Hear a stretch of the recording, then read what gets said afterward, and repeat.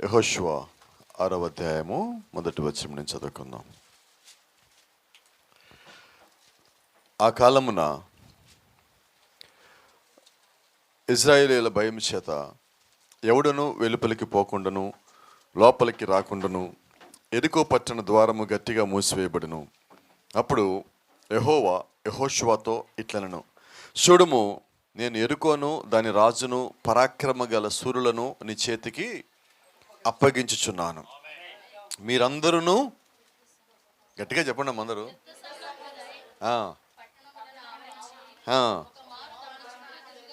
Praise the Lord. నేను ఈ మాట చెప్తే ఏం చేస్తారు మీరు? ఈ మాట చెప్తే మీరేం చేస్తారు? ఎండగా ఉందంటారు, అంతేనా? సరే, జాగ్రత్త. మీరందరూ యుద్ధ సన్నద్ధులై పట్టణమును ఆవరించి ఒక మారు దాని చుట్టూ తిరగవలను. అలాగూ 6 దినములు చేయుచూ రావలను. 7 యాజకులు పొట్టేరు కొమ్మబూరులను పట్టుకొని ముందుగా నడవవలను. 7వ దినమున మీరు 7 మార్లు పట్టణము చుట్టూ తిరుగుచుండగా ఆ యాజకులు బూరలు ఊదవలను. మానక ఆ కొమ్ములతో వారు ధ్వని చేయుచుండగా మీరు బూరధ్వనులు వినున్నప్పుడు జనులందరూ ఆర్భాటముగా వినబడలేదండి. ఏం చెయ్యాలి? అది సంగతి. ఎలాగేయాలి కేకలు? ఆర్భాటముగా. ఆమేన్. ఆర్భాటముగా కేకలు వేయవలను. అప్పుడు ఆ పట్టణ ప్రాకారము కూలును కనుక జనులు తమ ఎదుటికి చక్కగా ఎక్కుదురు అనెను. ఆమేన్. ప్రార్థన చేసుకుందాం. పరిశుద్ధుడా, జీవము గల దేవా, జీవాధిపతి నాయన, ఈ యొక్క ఉదయకాల సమయం మరొకసారి దేవా నీ ప్రియబిడ్డలు దర్శించడానికి, వారి బదులు నిలబెట్టడానికి, నాయన నీ వాక్యం ఇక్కడ తీసుకురావడానికి నువ్వు మాకు చేసే సహాయాన్ని బట్టి నీకు వందనాలు ప్రభువా. మొట్టమొదటిగా స్థానిక సంఘ కాపులను దీవించండి. ఏర్పాటు చేయబడిన ప్రభా సంఘమును దీవించండి. ప్రయాసతోను భారంతో నాయన ముందుకు వచ్చిన బిడ్డలను దీవించండి. వారికి ఉన్న పనులన్నీ పక్కన పెట్టి నీ లేఖను వింటాం దేవా, వారు సన్నద్ధ కలిగి సిద్ధపడి విశ్వాసంతో ఇక్కడ చేరి ఉండగా నిశ్చయంగా హృదయాలను మీరు దీవించండి. వాక్యమైన ప్రతి ఒక్కరు ప్రభా నూతన బలము నూతన శక్తిని పొందుకున్నట్టుగా సహాయం దయచేయమని, వారి యొక్క స్థానమును వారి యొక్క స్థితిలో బహుబలముగా నిలబడ కృప చూపించమని, నడిపించమని ప్రాధేయపడుతూ ప్రభు యేసుక్రీస్తుని శ్రేష్టమైన నామములో ప్రార్థిస్తున్నాం. ఆమేన్. God bless you. దయచేసి అందరం కూర్చుందాం.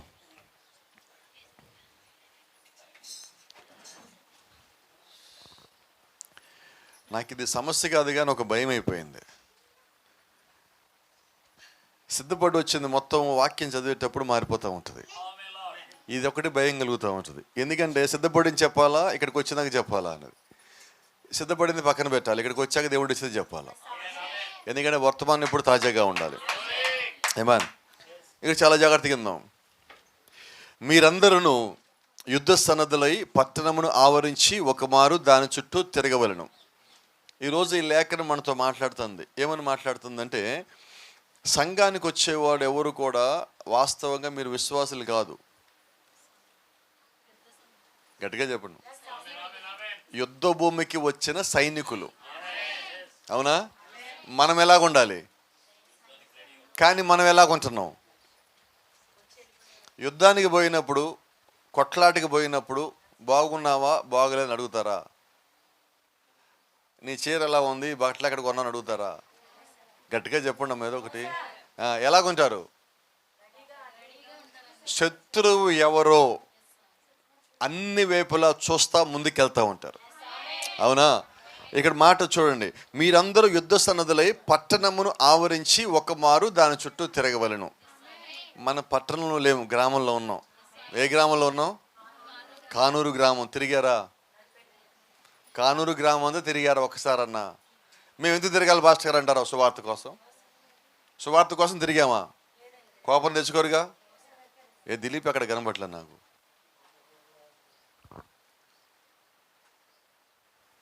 ఈ లైన్గా కూడా ఎక్కడికైనా పోయారు మీరు? సువార్త కోసం ఈ లైన్గా కూడా ఎక్కడికైనా వెళ్ళారా? కనలేదు. మరి ఇప్పుడు ఈ వాక్యం ఎవరితో మాట్లాడుతుంది? ఎవరు మనతోనూ మాకండి దయచేసి. ఎవరితో మాట్లాడుతుంది? Praise the Lord. మీరందరూ యుద్ధ సన్నద్ధులై పట్టణమును ఆవరించి ఒక మారు దాని చుట్టూ తిరగవలను. ఇప్పుడు మీరు ఎందుకు తిరగాలంటే, మా పట్టణం మొత్తం తిరగమన్నారు పాస్టర్ గారు కాబట్టి నేను తిరిగి వస్తాను కాదండి. యుద్ధ సన్నద్ధులై పట్టణమును ఆవరించి ఒక్క మారు దాని చుట్టూ తిరగవలను. శత్రువులు ఎక్కడ కనిపిస్తున్నారో ముందు మీరు తిరగాల. దేవుడు యొక్క విశ్వాసులు ఎక్కడున్నారో మీరు ఎతకాల. ఇది దేవుడు ఈ ఊర్లో ఉన్న మీకు అప్పగించిన పని. అవునా? ఒకప్పుడు సేవకుడు లేరు, మాకు పాస్టర్ గారు లేరు, పాస్టర్ గారు ఉంటే బాగుండు అన్నారు. పాస్టర్ గారు ఉన్నారా? వచ్చారా? ఆయన అక్కడెక్కడో ఏలూరు దగ్గర, దిందుడు దగ్గర, రామపురంలో ఉన్నాడు, రామారావు గూడెం. అక్కడి నుంచి ఇక్కడ తెచ్చేసాం. ఎస్సా నోనా? ఇప్పుడు ఏం చేయాలా? నాకు తెలిసి ఇందాక రమేష్ ఒక మాట చెప్తున్నాడు, పాస్టర్ గారికి ఎండాకాలం లేదు, శీతాకాలం లేదు, వర్షాకాలం లేదు. అది నాకేనా? నాకు ఒక్కడికేనా అది అంటున్నా? నాకు ఒక్కడికే పట్టిందా చెప్పండి? ఆయనకి పట్టలేదా? ఆయనకి పట్టించరా మీరు? ఏం చేయాలా? ఆయన ఇంట్లో ఉండటానికి ఇల్లేదండి. వినపడలేదు నాకు. ఎప్పుడు ఇంట్లో ఉండటానికి ఇల్లు లేకుండా ఉంటుంది? అనవసరంగా ఎండలో తిరిగి వచ్చి ఉంటారు పాస్టర్ గారు, ఈ ప్రసంగం నా మీదకి వచ్చింది అనుకుంటున్నాడు రమేష్. ఎందుకు సేవకుడు ఇంట్లో ఉండకూడదంటే, సేవకుడు ఎప్పుడు గొర్రెలతో ఉండాలి. సేవకుడు అనేవాడు గొర్రెల వాసన రావాలి. మీరు బైబిల్ చదివితే గొర్రెల కాపరి గొర్రెల దగ్గర ఉండాలి. ఆయన అక్కడి నుంచి తీసుకొచ్చిన కారణం అది. రెండోది, ఆయన ఇంట్లో ఖాళీకి ఎందుకు ఉండకూడదంటే, ఖాళీకి ఉంటే వేరే ఆలోచన ఏదో ఒకటి వస్తుందేమో. నేను ఎప్పుడు చెప్తా ఉంటా, నేను ఎందుకు ఇలా తిరుగుతానంటే కారణం కూడా మీకు చెప్తాను. నీకు వాక్యం చెప్పకుండా ఇంటి దగ్గరే ఉన్నాను అనుకోండి, వాళ్ళట్టు అన్నారనో వీళ్ళట్టు అన్నారనో, ఆ ఇంట్లో అదో అక్కడ దుమ్ముందనో లేదా ఇక్కడ సరిగా లేదో ఏదో ఒకటి కనిపిస్తూ ఉంటుంది నాకు. ఇప్పుడు కానూరులో వచ్చి ఇంట్లో ఏం కనిపిస్తుంది నాకు? అక్కడ బయలుదేరించి ఇక్కడికి వచ్చేదాకా వాక్యం తప్ప ఇంకేం కనబడదు. అంటే ఇప్పుడు నా ఆలోచన కూడా వాక్యం అయిపోవాలా, నా మాటలు వాక్యం అయిపోవాలా, నా చుట్టుపక్కల వాక్యాన్ని ప్రకటించేవాళ్ళు, వాక్యం వినేవాళ్ళు అయి ఉండాలి. వాళ్ళందరి మధ్య నేను ఉన్నప్పుడు ఎలా ఉంటానంటే, వాక్యము నా లోపల ఎక్కువసేపు ఉంటుంది. అవునా? ఇది నా స్వార్థం. ఎందుకని ప్రకటిస్తానంటే కారణం ఇది. 365 రోజులు ప్రకటించడం ఇష్టం, వారంలో 7 రోజులు ప్రసంగం చేయటం ఇష్టం. ఖాళీగా ఉంటే ఆ రోజు మా ఇంట్లో వాళ్ళకి మాత్రం తెలుసు, భోజనం కూడా సరిగ్గా చేయలేను. ఏంటి భోజనం చేయలేవు? బయటికి వెళ్తే బాగానే తింటామని తెలిసింది, కానీ ఇంట్లో అంటే ఒక మాట చెప్తా, అక్కడ వాక్యం చెప్పాను కాబట్టి తినగలుగుతున్నా. అంటే ఇప్పుడు అది నాకు ఒక్కడికేనా? ఏం చెప్పట్లేదు ఇక్కడ. వెస్లీ ఎక్కడ? రాదే గొంతు రాదే, రాజ్యం దూరంగా ఉన్నా. ఎందుకని ఈ మాట్లాడినానంటే, ప్రతి సేవకుడికి అదే సమయంలో ప్రతి విశ్వాసి కూడా ఉండాలండి. ఇది నా పరిచర్య, క్రీస్తులో ఉన్న నీ పరిచర్య, ఇది యేసుక్రీస్తు పరిచర్య. ఆయన వెళ్ళిపోతూ నాకు అప్పగించిన పరిచర్య. ఎవరికి అప్పగించిన పరిచర్య? గట్టిగా చెప్పండి. ఏ పరిచర్య? నశించిపోయేదాన్ని వెదకి రక్షించడము నా పరిచర్య. అంతా బాగుంది, దాన్ని రక్షించక్కర్లా. నశించేది నీ కంటికి కనిపిస్తుంది, దాన్ని కనిపెట్టాలా, దాన్ని వెనకబడాలా, దాన్ని పట్టుకోవాలా, అది వాక్యంలోకి వచ్చి నిలబడేదాకా దానికి నువ్వు సహాయం చేయాలా. ప్రార్థనలో, విశ్వాసంలో, సమయంలో, ప్రతి దాంట్లో నువ్వు వాక్యపక్షాన్ని నిలబడాలి. రహస్యం చెప్పనా? నీ సంగతి నువ్వు మర్చిపోయి, నీ స్థితి నువ్వు మర్చిపోయి, నీ ఆర్థిక స్థితి నువ్వు మర్చిపోయి, నీ ఆరోగ్య స్థితి మర్చిపోయి నువ్వు పరిచయం చేస్తా ఉంటే నీకు సంబంధించి అన్నిటినీ దేవుడు పట్టించుకుంటాడు. అంతకన్నా ఏమైనా కావాలా? కొన్నిసార్లు నాకు ఒంట్లో బాగోక నేను డాక్టర్ గారి దగ్గరికి వెళ్ళాను అనుకోండి, ఆయన అంటాడు నీకు అంత బాగానే ఉంది అంటాడు, కానీ లోపల సమస్య ఉన్నది. మీరు ఎన్నిసార్లు డాక్టర్ దగ్గరికి వెళ్తే మాట్లాడినారు? డాక్టర్లు ఎవరు లేరు కదా ఇక్కడ. నర్సు గారు వచ్చారండి ఇప్పుడే, గాడ్ బ్లెస్ అమ్మా. డాక్టర్ దగ్గరికి వెళ్ళి వచ్చినప్పుడు అన్ని టెస్టులు చేసేసి లాస్ట్లో వెళ్ళమంటారు, అంత బాగా ఇంటికి వెళ్ళి అంటారు, కానీ లోపల మాత్రం ఏదో ఉన్నది. ఏ డాక్టరు నీ రోగం కుదర్చలేడు. నాకు తెలిసి ఒక డాక్టర్ ఉన్నాడు, ఆ డాక్టర్ మీకు కూడా తెలుసు. ఆ డాక్టర్ కోసం నువ్వు బయటికి పోకల్లా, ఇంట్లో ఉంటే చాలు. ఆ డాక్టర్కి ఫీజు కట్టాలా, నువ్వు మోకాల మీదకి వెళ్తే చాలు. ఆ డాక్టర్ పేరు ప్రభువైన యేసుక్రీస్తు అని. ఆమేన్. ఎందుకని ఈ మాట చెప్తానంటే, ఆయన దగ్గరికి నీ మనస్సుని సిద్ధపరచుకొని నువ్వు ప్రార్థన చేస్తే నువ్వు ప్రతిఫలం పొందుకుంటావు. దానికన్నా గొప్ప సంగతి ఏంటంటే, నువ్వు ఆయన పని చేసినప్పుడు ఆయన నీ పని చేస్తాడు. ఆశ్చర్యకరమైన రీతిలో నీ పని చేస్తాడు. దేవుడు ఒక కృప నీ చుట్టూ కంచెవలే ఉంటుంది. ఆయన ఒక దూతలు నీ చుట్టూ కావలు ఉంటారు. నీకు ఏ సమయాన్ని ఏది రావాలో నువ్వు ఆయన పరిచయంలో ఉన్నప్పుడు అది రావాల్సిన దానికన్నా ముందుగానే వచ్చి దాని స్థానంలో అది కూర్చుంటుంది. మొట్టమొదటిగా నీ ఆరోగ్యము నీ దగ్గరికి వచ్చి కూర్చుంటుంది. మంచిదేనా? Praise the Lord. నీ కుటుంబంలో ఆర్థికమైన ఇబ్బంది ఉన్నది, నువ్వు దేవుడి పని చేసావు అనుకో, ఆర్థికమైన ఇబ్బందికి నువ్వు దేవుడి పని చేసినప్పుడు దానికి భయం, అది ఇంట్లోంచి బయటికి వెళ్ళిపోతుంది. గట్టిగా చెప్దామా? ఆర్థిక ఇబ్బంది ఇంట్లోంచి బయటికి వెళ్ళిపోతే ఇంట్లో ఏమొస్తుంది? ఇబ్బంది బయటికి పోతే సమాధానం వచ్చినట్టు, శోధన బయటికి పోతే దీవెన వచ్చినట్టు, కష్టం బయటికి పోతే ఆనందం లోపలికి వచ్చినట్టు. ఇవన్నీ ఏ డాక్టర్ నీకు ఇవ్వలేడు. ఇవ్వగలిగిన వాడు ఒక్కడే రక్తము కాచిన వాడు, ఇవ్వగలిగిన వాడు ఒక్కడే సమాధిని బద్దలు కొట్టిన వాడు, ఇవ్వగలిగిన వాడు ఒక్కడే మరణముని జయించిన వాడు. ఆమేన్. ఎవరంటే ఆయన నమ్మదగిన వాడు, ఎవరంటే ఆయన నన్ను పిలిచిన వాడు, ఎవరంటే ఆయన యోనా కన్నా గొప్పవాడు, ఎవరంటే ఆయన యోహాని కన్నా గొప్పవాడు, ఎవరంటే ఆయన నీ లోపల ఉన్నవాడు. ఎక్కడున్నాడు ఆయన? ఆయన హోటల్లో లేడండి, ఆయన హాస్పిటల్లో లేడండి, ఆయన వీధిలో లేడండి, ఆయన ఇంట్లో కూడా లేడండి, నీ ఒంట్లో ఉన్నాడండి ఆయన. హల్లెలూయా, ప్రైజ్ ది లార్డ్. దేవుని నామానికి మహిమ కలుగును గాక. ఎవరైతే క్రీస్తుని కలిగి ఉన్నారో వారు ఎప్పుడు కూడా యుద్ధ సన్నద్ధులై ఉంటారు. ఎలాగుంటాము? ఎలాగున్నారు? ఎలాగ ఉండాలంటే చెప్పారు, ఎలాగ ఉన్నారంటున్నా నేను. అది కూడా చెప్పేయండి త్వరగా. నాకు ఎప్పుడు జ్ఞాపకం పెట్టుకోండి, అది తప్పో ఒప్పో ముందు బయటకు వచ్చేయాలి మన దగ్గర నుంచి. ఈరోజు నువ్వేమి కలిగి ఉన్నావు అంటే ఒకటే మాట, క్రీస్తుని నీవు కలిగి ఉన్నావు. నీ బలం ఎవరు? ఒక మాట చెప్పనా, నీ బలము క్రీస్తు అయితే నీ బలహీనత ప్రార్థన అవ్వాలా. హల్లెలూయా. నా బలహీనత ప్రార్థన అవటం ఏంటి? అది చేయకపోతే నా వల్ల కాదు, నాకు చచ్చిపోయినట్టుగా ఉంటుంది, నా మనసులో ఉండదు, నాకు దీవెన రాదు, ఆశీర్వాదం రాదు, కంగారుగా ఉంటుంది, టెన్షన్గా ఉంటుంది. అయితే నేను ఎప్పుడైతే నా బలహీనతలోకి వచ్చానో, ఏంటి ఆ బలహీనత? ప్రార్థించటము. ఏంటి నా బలహీనత? క్రీస్తుని నమ్మటము. ఏంటి నా బలహీనత? నేను క్రీస్తుని చూడాలని కోరుకోవటము. ఏంటి నా బలహీనత? పరలోకం చేరాలనుకోవటం. ఆమేన్. చాలా మందికి ఒక వ్యక్తిని ఎక్కువ కాలం చూడకపోతే ఆ వ్యక్తి మీద ఏముంటుందమ్మా? ప్రస్తుతం నువ్వే చెప్పాలా, బెంగగా ఉంటుంది. అయితే నీకు అందరికన్నా బెంగ ఎవరి మీద ఉండాలా? ప్రభువైన యేసుక్రీస్తు మీద. ఎందుకంటే ఆయన చూసి చాలా కాలం అయింది. విజయబాబు చూసి సంవత్సరం అయి ఉండొచ్చు, కానీ క్రీస్తుని చూసి ఎంతకాలం అయినది? మనం ఎక్కడి నుంచి వచ్చాం? నీకు బెంగ ఎక్కడ ఉండాలంటే పరలోకం మీద ఉండాలా, నీ క్రీస్తు మీద ఉండాలా, నీ రాజ్యాంగం తిరిగి దాని మీద ఆశలు మొత్తం ఉండాలా. నువ్వు ఎప్పుడైతే ఆయన మీద అంత ఆశ ధ్యాస కలిగి ఉన్నావో, క్రీస్తు దానికి కావాల్సిన ఏర్పాట్లు మొత్తము నీ కొరకు చేస్తున్నాడు. Praise the Lord. అయితే గమనించండి, దేవుడు ముందుగా నీ కొరకు అన్ని సిద్ధపరుచున్నాడు. ఇదిగో నువ్వేమో ఇక్కడున్నావు, దేవుడు ఆల్రెడీ నీకు ఇది ఇచ్చానని చెప్పాడు. నువ్వేమో ఇక్కడున్నావు, ఇక్కడి నుంచి ఇక్కడికి వెళ్ళే లోపు నీకు అన్ని అడ్డొచ్చేయే ఉంటాయి. ఆమేన్. అయితే రహస్యమైన సంగతి ఏంటంటే, దేవుడు నీకేదైనా ఇస్తాను అని వాగ్దానం ఎవడు? గట్టిగా చెప్పండి. ఇస్తానన్న వాగ్దానం దేవుడు నీకు ఇవ్వడు. ఆయన ఏం వాగ్దానం తెలుసా? ఇచ్చాను అంటాడు. తేడా తెలిసిందా మీకు? మనమేమని చెప్తాం పిల్లలకి, ఇదిగో నువ్వు ఇంటర్ పాస్ అయ్యావా, డిగ్రీ పాస్ అయ్యా, 10th పాస్ అయ్యావా, నీకు సైకిల్ కొనిస్తా, బండి కొనిస్తా, డ్రెస్ కొనిస్తా అంటాం. కానీ ఆయన ఏమంటాడు తెలుసా? నీకు కొనిచ్చానంటాడు, నీకు బండి ఇచ్చానంటాడు, నీకు ఇల్లు ఇచ్చానంటాడు, మీ కణాన్ని ఇచ్చి తిని అంటాడు ఆయన. ఏమన్. ఇప్పుడు ఆయన ఏం చెప్పాడు? ఐగుప్తులో ఉండగా నేను మీ కణాన్ని ఇచ్చి తిని తీసుకోపోండి. ఎవరు తీసుకోవాలా? నేను తీసుకోవాలా? నువ్వు కణాలను ఎలా తీసుకోగలవు అంటే, నీ అంతా నువ్వు తీసుకోలేవు, నువ్వు క్రీస్తుని తీసుకొని పోయినప్పుడు కణాలను తీసుకోగలవు.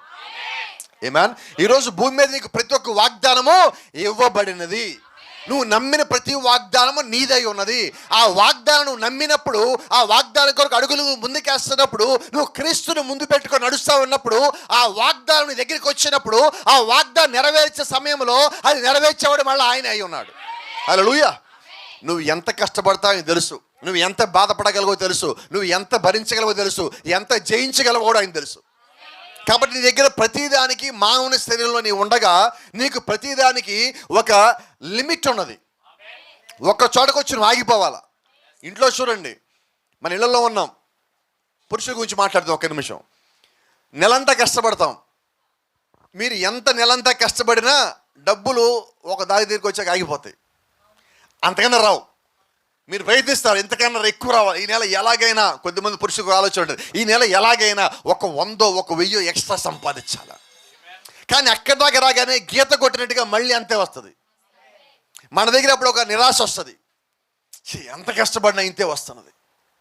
కానీ ఆశ్చర్యం చెప్పనా, నువ్వు అంతే కష్టపడగలవు, అది నీకు అంతే వస్తుంది.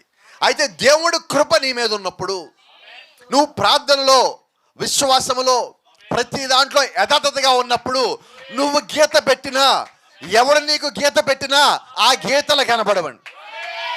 Praise the lord. దేవుడు దీవిస్తే బెన్యామీను గిన్నె పొంగి పొరలేంది. అందరి గిన్నెలు నిండిని అంతే, బెన్యామీను గిన్నె మాత్రము పొంగి పొరలేంది. బెన్యామీను పెద్దోడా చిన్నోడా? యాకోబు కుమారులు రూబేను పెద్దోడు, బెన్యామీను చిన్నోడు. 7 సంఘకాలాల్లో ఎఫెసీ పద్ధతిలో అవధీక చిన్నది. అంటే ఇప్పుడు మన గిన్నె చిన్నదా పెద్దదా? ఇప్పుడు ఎవరి గిన్నె పొలి పాలాలా? ఎఫెసు గిన్నె కాదు, లవదీకా గిన్నె పొల్లి పాలాలా. నువ్వు లవదీకాలో ఉన్నావు. లవదీకాలో క్రీస్తు యొక్క ప్రతి ఒక్క విశ్వాసి గిన్నె కూడా పొరలి పారవలసి ఉన్నది. ఆమేన్. ఏమో చాలా మంది నోళ్ళు తేలేదు ఈరోజు, ఇంటి దగ్గర పెట్టి మర్చిపోయి వచ్చారు. బైబిల్లో అక్కడ మాట ఉంది, ఆ కాలమున ఇశ్రాయేలీయుల భయము చేత ఎవడను వెలుపలు పోకుండాను లోపలికి రాకుండాను యెరికో పట్టణ ద్వారము గట్టిగా మూసి వేయబడెను. వీళ్ళు యెరికో దాటి అవతలికి వెళ్ళాలి, దేవుడు చెప్పిన ప్లేస్కి వెళ్ళాలంటే.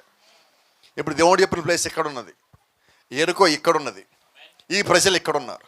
ఈ ప్రజలు ఇది దాటిపోవాలా. వాళ్ళు ఏం చేశారు? బయట ఉన్నది ఇశ్రాయేలు. ఇశ్రాయేల్ అంటే దేవుడు యొక్క జనాంగము, దేవుడు యొక్క ప్రజలు. ఇశ్రాయేల్కి భయపడి వీళ్ళు ఆ పట్టణ ప్రాకారం మొత్తము తలుపులన్నీ మూసేసి ఉంచారు. ఎవడు లోపల రాకూడదు, లోపల బయటికి పోకూడదు. నిజమేనా? ఈరోజు కోపడు మాకని ఇలా మాట చెప్తానని, కానూరులో ఇక్కడ ఒక మీటింగ్ జరుగుతుంది. ఏం చెప్తారు అంతా బయట? తలుపులు వేసేసుకోండి, అక్కడికి మాత్రం పోవద్దు. ఎందుకని? ఇజ్రాయెల్ అంటే భయం. ఇజ్రాయెల్ అంటే ఎవరు? దేవుడు యొక్క ప్రజలు. ఎక్కడికి పోవద్దు అంటున్నారు? వాక్యం దగ్గరికి పోవద్దు అంటున్నారు. దేనికి భయం? నిజమైన వాక్యం వింటే మారిపోతారేమో. నిజమైన వాక్యం విననీయకుండా ఈరోజు తలుపులు అడ్డు కట్టేస్తున్నారు, గోడలు అడ్డు కట్టేస్తున్నారు. అయితే జ్ఞాపకం పెట్టుకోండి, దేవుడి యొక్క ప్రజలు దేవుడి దగ్గరికి రావటానికి మధ్యలో ఎవడు ఏది అడ్డు పెట్టినా దేవుడు దాన్ని కూల్చివేస్తాడు. గట్టిగా చెప్దామా? ఏం వినబడలేదు నాకు. ఎందుకని ఈ మాట అంటున్నానంటే, దేవుడికి నీకు మధ్యలో అడ్డు వస్తే దేవుడు దాన్ని ఒప్పుకోడు. జ్ఞాపకం చేశా మీకు, ఆది కాండంలో ఏదైనా తోటలో ఒక సంఘటన జరిగినది. దేవుడు ఆయన ప్రజలు సృష్టించుకున్నాడు. అపవాది ఎలాగైనా దేవుడికి ఆయన ప్రజల మీద ద్వేషం వచ్చేలాగా చేయాలనుకున్నాడు. దేవుడు ఏది వద్దని చెప్పాడో అదే చేయించాడు. చేయించిన తర్వాత ఎవరో దేవుడి దగ్గర ఒక మాట చెప్పాడు, అయ్యా నువ్వు సృష్టించిన నీ కుమారుడు తప్పిపోయాడు. ఆయన కిందకు వచ్చాడు. కిందకు వచ్చి బైబిల్ ప్రకారంగా చెప్తున్నా, ఆదామా ఆదామా నీవు ఎక్కడ ఉన్నావంటే, ఆదాము అన్నాడు, అయ్యా ఇదిగో నేను చెట్టు వెనకాల ఉన్నా. ఏ చెట్టు? అంజూరపు చెట్టు. చెట్టు వెనకాల ఎందుకు ఉన్నావు? నేను దిగంబరిగా ఉన్నా. నీవు దిగంబరిగా ఉన్నావని చెప్పిన వాడెవడు?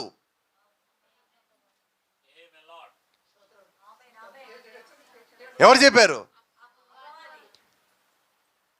నేను నీకు వద్దని చెప్పిన పని చేసావా? నా చేశాను. నువ్వు నాకు ఇచ్చే స్త్రీగా చేయించింది, అంతేనా? Praise the Lord. నీకు ఎలా తెలిసింది? ఆ స్త్రీ నువ్వు వద్దన్న పండు తినమని తిన్నా నేను, అందుకని దిగంబరని తెలిసింది. సరే చెట్టు ఎందుకు ఉన్నావు? నేను దిగంబరిగా నీకు కనబడటం నాకు ఇష్టంలా. ఎక్కడున్నాడు ఇప్పుడు? ఏ చెట్టు? అంజూరపు చెట్టేనా? దాన్ని కాసేపు అక్కడ ఉంచుదాం. కొత్త నిబంధనలో ఆయనే క్రీస్తుగా వచ్చాడు. ఒకరోజు మధ్యాహ్నం ఇప్పుడు ఇలాగ వెళ్తున్నాడు, ఆయన ఆకలిగా ఉన్నాడు. ఒక చెట్టు మీద చెయ్యేశాడు. ఏ చెట్టు అది? పళ్ళు దొరికినాయా? ఏమన్నాడు? శపించాడా? ఏ చెట్టు అది? ఎందుకు శపించాడు? క్రీస్తుకి ఆదాముకి మధ్యలో అడ్డొచ్చింది. నా మాటలు మీకు అర్థమవుతున్నాయా? దేవుడికి నీకు మధ్యలో ఏదైనా అడ్డొస్తే దేవుడు దాన్ని శపిస్తాడు. దానికి రుజువు కావాలంటే దేవుడు అబ్రహాముని ఇంట్లోంచి పిలిచినప్పుడు ఒక మాట చెప్పాడు, అబ్రహామా ఇదిగో నేను నిన్ను పిలుస్తున్నా, నా మాట విని నాకు లోబడి నువ్వు బయటికి రా. ఆదికాండ 12వ అధ్యాయంలో పిలుస్తున్నాడు ఆయన. అబ్రహాము నువ్వు బయటికి రా. ప్రభా నేను వస్తాను. వస్తే మరి నాకు బలము శక్తి ఎక్కడి నుంచి? నీకు మాట చెప్తా అబ్రహామా, నీకెవరైనా సహాయం చేస్తే నేను వాళ్ళకి సహాయం చేస్తా. వినబడలేదు నాకు? నీకేమైనా సహాయం చేస్తే నేను వాడికి సహాయం చేస్తా. నిన్నెవడన్నా దూషిస్తే నేను వాడిని శపిస్తా. ఆమేన్. అంటే వధువులో ఉన్న నిన్ను, క్రీస్తులో ఉన్న నిన్ను, వాక్యంలో ఉన్న నిన్ను, నిజమైన విశ్వాసంలో నిన్ను ఎవడన్నా కానీ దూషిస్తే ఎవరి పని శపించటం. అయితే చాలాసార్లు మనమేం చేస్తున్నాం, మనమే శపించేస్తున్నాం. అందుకని దేవుడు ఖాళీగుండి ఆగిపోతున్నాడు. ఎవరి పని ఎవరు చేయాలా? కోపం రాదుగా ఇలా మాట్లాడుతున్నాను అనుకోరుగా, గుర్రం పని ఇంకోటి చెప్పండి మీరు. అది నేను చెప్తే బాగోదు, మళ్ళీ కోపం వచ్చేస్తుంది. ఎవరి పని వాళ్ళు చేయాలా. ఇప్పుడు మన పని మనం చేయాలా, దేవుడి పని దేవుడు చేయాలా. అవునా? ఆయన ఉన్నతమైన పనులు చేసేవాడు, మనం ఉన్నతమైన పనులు చేయటానికి సిద్ధపడేవాళ్ళం. అయితే దేవుడు మనం ఎంత ఇచ్చాడో మనం అంతే పని చేయాలి. మనం దేవుని కుమారులమే, మనం ఇంకా దేవుళ్ళు అయిపోవాలి. అవునా? మన వాక్యంలో భాగము ఆయన పరిపూర్ణమైన వాక్యము. నువ్వు వాక్యంలో ఒక చిన్న భాగము. ఆ లైట్లో నువ్వు చిన్న లైటు. ఆయన పెద్ద హీరో, నువ్వు చిన్న హీరో. ఆయన పెద్ద దేవుడు, నువ్వు చిన్న దేవుడు. ఆయన చేసేవని నువ్వు చేయలేవు. ఆయన నీలో చెయ్యాలనుకుంటేనే నువ్వు చేయగలవు. ఆమేన్. ఆయన నాలో చెయ్యాలంటే నేను అంతగా లోబడాలి, అంతగా విధేయుడై ఉండాలా, అంతగా ప్రార్థించేవాడికి నేను మారాలా. నేను పరిపూర్ణుడిగా అయినప్పుడు దేవుడు చేసే కార్యాలు నేను చేయగలను. అప్పుడు దేవుడు చేసే కార్యాలు నేను చేసేటప్పుడు ఇక నేనుగా జీవించేది. అపోస్తలుడైన పౌలు అంటున్నాడు, ఫిలిప్పీ 1:21. పుస్తకం తిప్పుతున్నారు మీరే, పుస్తకాలు అంటారు, మీరేం పుస్తకాలు తిప్పుతున్నారు. నా మట్టుకైతే బతుకుడు క్రీస్తే, చావైతే లాభం. అపవాది మనల్ని చంపాలనుకుంటున్నాడు. మరి పౌలు గారు ఏమంటున్నాడు? నేను చస్తే నాకే లాభం అన్నాడు. ఇంకేం చంపుతాడు వాడు? చచ్చితే ఎక్కడికి వెళ్తా, పోతే ఎక్కడికి పోవాలి ఇప్పుడు? ఆయన అంటున్నాడు, నన్ను చంపేసావా, దేవుని ముఖం చూస్తా పోయి నేను అంటున్నాడు. చంప అంటున్నాడు. అంటే ఎంతలాగా పౌలు మారిపోయాడంటే, ఒకరోజు ఇలాగ అంటున్నాడు, నన్ను ఎవరు శ్రమ పెట్టకండి. ఎందుకు పోలా, ఎందుకు శ్రమ పెట్టకూడదు, నువ్వు మాకన్నా గొప్ప. క్రీస్తు యొక్క ముద్రలో నా లోపల శ్రమ పెట్టకండి. ఒకవేళ క్రీస్తుని కొట్టినప్పుడు దెబ్బలు మీరు మిగిలింటే 40 కొట్టాలనుకున్నారు, 39 కొట్టారు కదా, ఆ ఒకటి నన్ను కొట్టండి, నేను రెడీగానే ఉన్నా. మీకు తెలుసో తెలీదో, పౌలు వంటి మీద కూడా 39 కొరడా దెబ్బలు ఉన్నాయి. క్రీస్తు వంటి మీద 39 కొరడా దెబ్బలు ఉన్నాయి. ఇప్పుడు నాలో క్రీస్తు ముద్రలు ఉన్నాయి అంటున్నాడు. జీవించేది నేను కాదు, నాలో క్రీస్తు జీవిస్తున్నాడు. నేను మరణిస్తే నాకు లాభం. నా మట్టుకైతే బ్రతుకుడు క్రీస్తే. ఈరోజు ఇక్కడున్న మనలో ఎవరన్నా ఆ మాట అనగలమా? అనాలా వద్దా? అనగలమా లేదా? ఎప్పుడు అన్నాం? కానీ ఒక మాట, మీరు ఈ పూట అనకపోయి నేను బాధపడను. కానీ ఈ జీవితం ముగిసిపోయే క్షణంలో మాత్రం ఆ మాట మీ నోట్లోంచి రావాలి. అలాగన్నోడు ఎవడు కూడా పరలోకం తప్పించుకోలేడు. అంటే దేవుని రాజ్యం వెళ్ళాలంటే నువ్వు పౌలు వలె జీవించవలసి ఉన్నావు, పరిపూర్ణమైన వాక్యం వల్ల జీవించవలసి ఉన్నావు, క్రీస్తు చూపించిన మార్గంలో నువ్వు నడవలసి ఉన్నావు. క్రీస్తు ఎలాగ భూమి మీద జీవించున్నాడో నీలో క్రీస్తు మళ్ళా అలాగే జీవించాలా. ఆమేన్. జీవిద్దామా? ఎప్పటి నుంచి? పాస్టర్ గారి 1 సంవత్సరం ఆగండి. డిసెంబర్ 31 తర్వాత మేము ఒక తీర్మానం చేసుకొని జనవరి 1 నుంచి, అంతే కదూ, ఈ వారం అయిపోయి సోమవారం కదా పాస్టర్ గారు, ఆదివారం నుంచి జీవిస్తాం. మాకు ఈ మధ్యలో కొన్ని పనులు ఉన్నాయి, కొంతమంది కోపం ఉన్నది, వాళ్ళు అనాల్సి ఉన్నాయి, వాళ్ళు చెప్పాల్సి ఉన్నాయి, వాళ్ళ గురించి చాలా ఉన్నాయి పాస్టర్ గారు. ఇవన్నీ చేయకుండా నేను అక్కడ దాకా రాలేనండి అంటారా? ఎప్పటికి రాలేము మనం దేవుడి దగ్గరికి. కాబట్టి ఎప్పుడు రావాలి దేవుడి దగ్గరికి? ఇప్పుడే. అసలు పాస్టర్ గారు మీరు ఏంటి రావాలంటారని, మేము ఆల్రెడీ వచ్చాం కదా, అందరే నాతో గొడవపడాలి నాతో. అసలు మీరు ఆ మాట అన్నప్పుడు ఏంటి ఇంకా రావాలంటారు? ఎప్పుడో మేము వచ్చున్నాం దేవుడి దగ్గరికి, ఎప్పుడో మేము నమ్మున్నాం, ఎప్పుడో మా మట్టుకైతే బ్రతుకుడు క్రీస్తు అనే స్థితికి మేము వచ్చున్నాం అని చెప్పినప్పుడు నిజంగా సేవకుడికి అప్పుడు కదా సంతోషం. Praise the Lord. దేవుని నామానికి మహిమ కలుగును గాక. కాబట్టి గమనించండి, ఆ కాలమున ఇశ్రాయేలు భయము చేత ఎవడను వెలుపలికి పోకుండాను లోపలికి రాకుండాను యెరికో పట్టణ ద్వారము గట్టిగా మూసి వేయబడెను. దేవుడు యొక్క ప్రజలు రాకుండా ఎవడన్నా అడ్డు పెట్టగలడా? ఎవడన్నా దేవుడు యొక్క ప్రజలు రాకుండా అడ్డు పెడితే దేవుడు ఊరుకుంటాడా?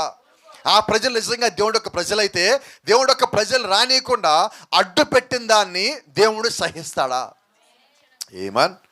చూడండి, అప్పుడు యెహోషువ ఇట్లనెను, చూడుము నేను యెరికోను దాని రాజును పరాక్రమం గల శూరులను నీ చేతికి అప్పగించుచున్నాను. ఎవరికి భయపడి ఇంతగా వాళ్ళు దాక్కున్నారు?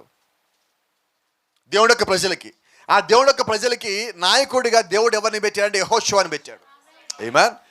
ఇప్పుడు యెహోషువకి యెహోవా ఏం చెప్తున్నాడు? ఇదిగో నేను యెరికోను దాని రాజును పరాక్రమం గల శూరులను. ఇంకా ఆ దేశంలో మిగిలింది ఏంటి? వాళ్ళు వాస్తవం గమనించండి, ఆ యెరికో గోడ మూయకుండా తలుపు లేకుండా ఉంటే ఈ లోపల నుంచి వెళ్ళిపోయేవాళ్ళు. ఆ యెరికో అలాగే ఉండేది, ఆ రాజు అలాగే ఉండేవాడు, పరాక్రమంగా సూర్యులు అలాగే ఉండేవాళ్ళు, ప్రతి ఇల్లు అలాగే ఉండేది, ఏది పాడేది కాదు. ఇప్పుడు వాళ్ళు ఎవరిని ఆపారు? దేవుడు ప్రజలను ఆపటం అంటే దాని ఉద్దేశం ఏంటి? దేవుణ్ణి ఆపటం. Amen. It's a plan of God. ఇప్పుడు వాడు ఎవరికి వ్యతిరేకంగా వెళ్ళారు?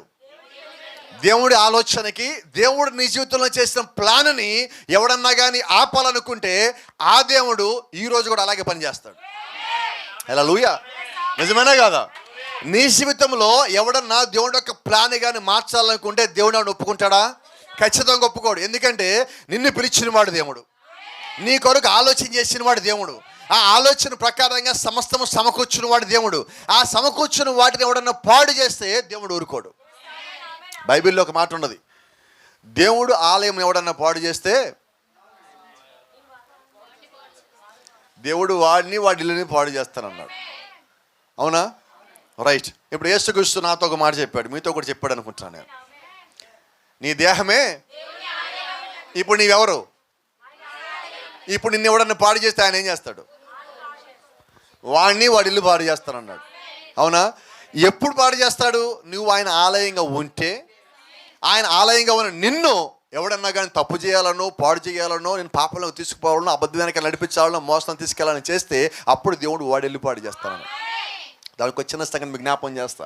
బైబిల్లో నెబుకద్నెజర్ ఒక రాజు ఉన్నాడు. ఆ రాజుకు ఒక కొడుకున్నాడు. ఆ కొడుకు పేరు బెల్షాజరు. ఈ బెల్షాజర్ అధికారంలోకి వచ్చాడు. అధికారంలోకి వచ్చిన తర్వాత అది వారసత్వంగా వచ్చింది కాబట్టి అతని మీద అహంకారం కూడా ఉన్నది. అక్కడ రాజులను పిలిచాడు, గొప్ప విందు ఏర్పాటు చేశారు. ఆ విందు ఏర్పాటు చేసేటప్పుడు రాజులకి మందు పెట్టడానికి గ్లాసులు సరిపోలా.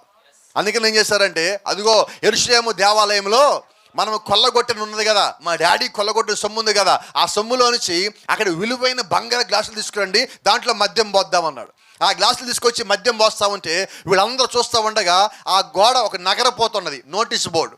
ఆ నోటీస్ బోర్డులో ఎంతవరకే, ఈ చెయ్యి వరకే ఉన్న ఒక చెయ్యి వచ్చి ఆ గోడ మీద ఏదో రాసిపోయింది. మెనే టేకిల్ ఉఫాసిస్. ఏమని రాశానది?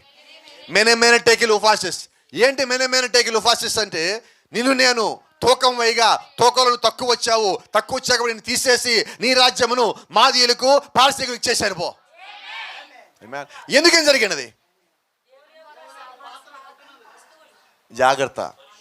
ఆ పాత్రలన్నీ దేవుని యొక్క ఆలయంలో పెట్టడానికన్నా ముందుగా ప్రతి ఒక్క పాత్ర ప్రతిష్ఠ చేయబడింది. ఆమేన్. సంఘంలో ఉన్న మీరందరూ కూడా ప్రభువైన యేసుక్రీస్తుకి ప్రతిష్ఠ చేయబడ్డారు. అవునా? ఇక్కడున్న చిన్నపిల్లలు మొత్తాన్ని మనం ప్రతిష్ఠ చేశాం. అంటే ఇప్పుడు వీళ్ళు ఎవరు? దేవుని ఆలయంలో పాత్రలు. ప్రభువైన యేసుక్రీస్తు నామములో బాప్తిజం పొందిన మీరెవరు? ప్రభువైన యేసుక్రీస్తులో పాత్రలై ఉన్నారు. మీ పాత్రలను ఎవరైనా చెడపాలని చూస్తే దేవుడు ఊరుకోడు, వాడిల్లు పాడు చేస్తాడు. ఇప్పుడు దేవుని ఆలయంలో ఉన్న పాత్రలు తీసుకొచ్చి బంగారు పాత్రలు వీడు తాగుతూ ఉంటే దేవుడు ఏం చేశాడు? వాడి రాజ్యం నుంచి వాడిని తీసేశాడు, రాజుగా ఉన్న అధికారాన్ని తీసేశాడు, వాడు చనిపోయేటట్టుగా దేవుడు చేస్తున్నాడు. అలాగే ఈరోజు క్రీస్తులో ఉన్న మనము, వాక్యానుసారంగా జీవిస్తున్న మనము, విశ్వాసానుసారంగా జీవిస్తున్న మనము, బైబిల్ చెప్పిన దానికి అనుగుణంగా జీవిస్తున్న మనముని ఎవరన్నా కానీ తప్పుదోర పట్టించాలని చూస్తే దేవుడు వినబడలే నాకు. దేవుడు ఊరుకోడు. సరే, ఏం చేస్తాడు? శపిస్తాడు. ఆ పాత్రలు వాళ్ళు తాగుతూ ఉన్నప్పుడు దేవుడు ఏం చేశాడు? వచ్చి చేతితో అక్కడ రాసిపోయాడు. ఏమని రాశాడు? మెనే టేకిల్ ఉఫాసిస్. అంటే దేవుడు యొక్క శాపాన్ని అక్కడ రాసిపోయాడు. అవునా? ఇప్పుడు ఎరుకో గోడలు వీళ్ళు మూసేసి వీళ్ళు ఏం చేశారు? ఇప్పుడు దేవుడు ప్రజలకు వ్యతిరేకంగా పోతే ఏమొస్తుంది? అబ్రహాముతో దేవుడు ఏం చెప్పున్నాడు? నీకు సహాయం చేస్తే నేను వాళ్ళని దీవిస్తా, నిన్ను దూషిస్తే వాళ్ళని శపిస్తా. రైట్. ఇది అబ్రహాంకేనా? ఇస్సాకుకేనా? యాకోబుకేనా? యాకోబు తర్వాత 12 మంది సంతానానికేనా? కానే కాదండి. ఇది ఎవరికంటే దేవుడు చెప్పిన మాట ప్రకారం అబ్రహాము, ఇది నీకును నీ తర్వాత సంతానముకును ఈ వాగ్దానం చెందును. ఏ వాగ్దానం ఇది? నీకు వ్యతిరేకంగా రూపించబడిన ఏ ఆయుధము వర్ధిల్లదు. రైట్. నాకు వ్యతిరేకంగా రూపించిన ఆయుధం వర్ధిల్లదా? ఎలాగ సాధ్యం? ఎందుకంటే నీలో క్రీస్తు. ఇప్పుడు నీకు వ్యతిరేకంగా ఆయుధము క్రీస్తు నీలో ఉండగా, నీకు వ్యతిరేకంగా ఆయుధం తయారు చేస్తే నీలో ఉన్న క్రీస్తుకు వ్యతిరేకంగా తయారు చేసిన ఆయుధము వర్ధిల్లుతుందా? వర్ధిల్లదు. కాబట్టి దేవుడు నీలో ఉండగా నీకు వ్యతిరేకమైన ఆయుధము పనిచేయదు. ఎందుకు నీ మాట చెప్తానంటే యెహోషువని పిలిచింది ఎవరు? యెహోషువకి పరిచయం అప్పగించింది ఎవరు? యెహోషువని వెళ్ళమని చెప్పింది ఎవరు? ఇదిగో మోషేకు తోడుగా ఉన్నట్టు నీకును తోడుగా ఉండాలని చెప్పింది ఎవరితో? యెహోషువతో. ఎప్పుడు యెహోషువ ఎవరంటే దేవుడి ద్వారా పిలువబడిన మనిషి, దేవుడి ద్వారా పిలువబడిన వ్యక్తి. ఈరోజు మీకు సంగతి మీకు జ్ఞాపకం చేస్తా. నిజంగా దేవుడి ద్వారా పిలువబడిన వ్యక్తి, దేవుడి ద్వారా పిలుపు లేకుండా వచ్చిన వ్యక్తి, ఈ ఇద్దరు భూమి మీద పరిచయం చేస్తున్నారు. నిజమేనా? ఇప్పుడు వీళ్ళిద్దరూ నిజమా కాదా తెలిసేది ఎట్లాగా? ఎవరు దేవుడి ద్వారా పిలువబడ్డారు, ఎవరు దేవుడి ద్వారా పిలువబడలేదు తెలిసేది ఎట్లా? ఇప్పుడు ఎరుక పట్టణాన్ని వీళ్ళు ఎందుకు మూసేశారు? మూసేసే వాళ్ళు దేవుడి ప్రజలా? వాక్యం ద్వారా నడుస్తున్న వాళ్ళు దేవుడి ప్రజలా? సరే, మీరెవరు? ఎట్లా చెప్పేశారు అంత త్వరగా? మీరు చాలా స్పీడ్గా ఉన్నారు ఈరోజు. గట్టిగా చెప్పాడు త్వరగా. ఎవరు మీరు? ఎలా చెప్పేశారు? సరే, మిమ్మల్ని బాధ పెట్టకుండా ఒక ప్రశ్న అడుగుతాను. అడిగానా? మీకు ప్రశ్నలు అడగటం ఇష్టం, సమాధానం చెప్పడం ఇంకా ఇష్టం మీకు, నాకు తెలుసు. మీకు తెలియదు మీ సంగతి నాకు తెలుసు. ఈ బైబిల్లో చెప్పిన ప్రతి వాక్యం మనం చేసేస్తున్నామా? ఇలా మాట్లాడుకుందాం. 10 వాక్యాలు చెప్తే ఎన్ని వాక్యాలు చేస్తున్నాం? వినపడలేదు నాకు. మీరు చెప్పినట్టున్నారు కానీ నాకు వినపడ, కొంచెం గట్టిగా చెప్పండి, బయట ఎండగా ఉంది. అమ్మా, 1 తక్కువ 9 చేస్తున్నారా? 9 తక్కువ 1 చేస్తున్నారా? ఏదో ఒక నిజమై ఉంటుంది, అంతేనా? ఇప్పుడు మీరు నాకేం చెప్పక్కర్లా. మీ లోపల ఏదైతే సంఘర్షణ జరుగుతూ ఉందో ఆ సంఘర్షణ తెలిసిన వాడు కూడా మన మధ్యలో ఉన్నాడు. నువ్వు 9 అని చెప్పినా 10 అని చెప్పినా నీ లోపల ఉన్నవాడికి మొత్తం తెలుసు. అవునా? కాబట్టి ఇప్పుడు మనం ఏం చేద్దాం?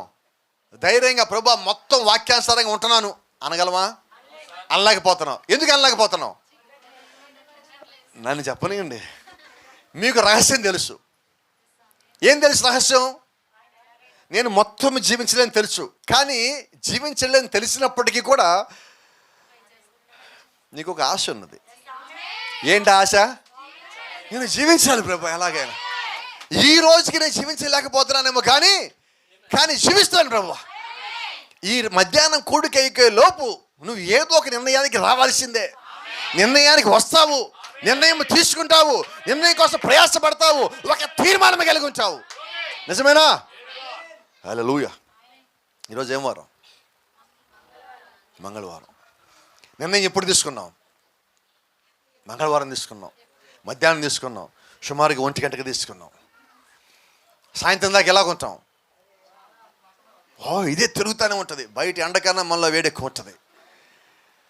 రేపొద్దునకి నిన్న పాస్టర్ గారు చెప్పిన వాక్యం రాత్రంతా నాకు తిరుగుతూనే ఉంది లోపల. గురువారం వచ్చింది, పాస్టర్ గారు బాగానే చెప్పారు కానీ నిజంగా అట్టుంటాం కుదురుతుందా? లేదు, అది ఏదేమైనా కూడా ఎట్లాగైనా మనం ఉండాల్సిందే. శుక్రవారం వచ్చింది, పాస్టర్ గారు చెప్పినప్పుడు అనుకున్నాం కానీ కష్టమే. శనివారం వచ్చింది, అవును మొన్న మంగళవారం పాస్టర్ గారు ఏం చెప్పారు వినపడలేదు నాకు. ఏంటి ఈ స్టేజీలు ఏంటిది? ఒక మనిషి నిద్రపోయే ముందు 3 స్టేజీలు ఉంటాయి తెలుసా మీకు? ఏ వెస్లీ? ఫస్ట్ కూర్చుంటాం, 2వ స్టేజ్ దగ్గరలో ఉన్న గోడ కానుకొని ఇలా వంగుతాం, 3వ ఏం చేస్తాడు? మొత్తం పడుకొని చెయ్యి తలకి పెట్టుకుంటాం, 4వది పడుకున్నట్టే. వాక్యం విన్న రోజు మనం ఎలాగ ఉంటాం? నిటారుగా కూర్చున్న వ్యక్తిలాగా ఉంటాం.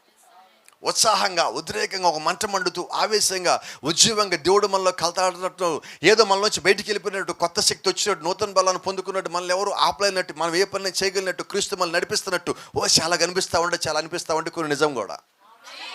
Praise the Lord. కానీ కొద్ది కాలం అయిన తర్వాత ఏం చేస్తామంటే, కూర్చున్న వ్యక్తి 2వ దశలోకి వచ్చి ఇలా పక్కకు ఇంక గోడకు అనుకున్నట్టుగా మనం కూడా అనుకుంటాం కానీ అన్నీ చేయగలమా? ఆయన అంటే ప్రభువు, ఆయన అంటే దేవుడు. పౌలు గారు అంటే గొప్ప భక్తుడు, యోబు అంటే గొప్ప భక్తుడు, మోషే అంటే గొప్ప భక్తుడు, ఆయన ప్రవక్త. మనం కావులే, మనం ఏం చేస్తాములే. ఇది ఎవరు చెప్పాలా? నీకు నువ్వే చెప్పుకుంటున్నావు. కోప్పడు మాక, నీకు నువ్వు చెప్పుకోవట్లా, నీలో ఉన్న అపవాది మాటలు చెప్తున్నావు.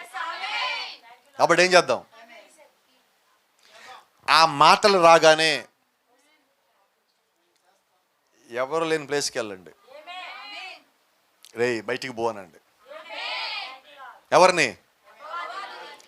వాడు నిన్ను బలహీనపరుస్తున్నాడు, వాడికి వార్నింగ్ ఇవ్వండి. వాడికి ఒక మాట చెప్పండి, నేను దేవుని ఆలయమై ఉన్నాను.